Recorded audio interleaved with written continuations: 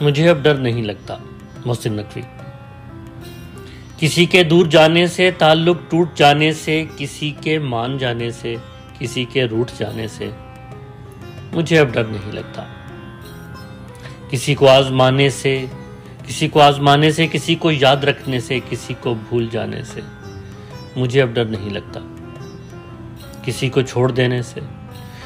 کو چھوڑ دینے سے، نہ شمع کو جلانے سے، نہ شمع کو بجھانے سے مجھے اب ڈر نہیں لگتا۔ اکیلے مسکرانے سے، کبھی آنسو بہانے سے، نہ اس سارے زمانے سے، حقیقت سے، فسانے سے مجھے اب ڈر نہیں لگتا۔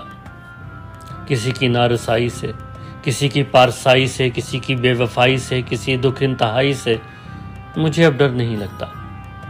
نہ تو اس پار رہنے سے، نہ تو اس پار رہنے سے، نہ اپنی زندگانی سے، نہ ایک دن موت آنے سے مجھے اب ڈر نہیں لگتا۔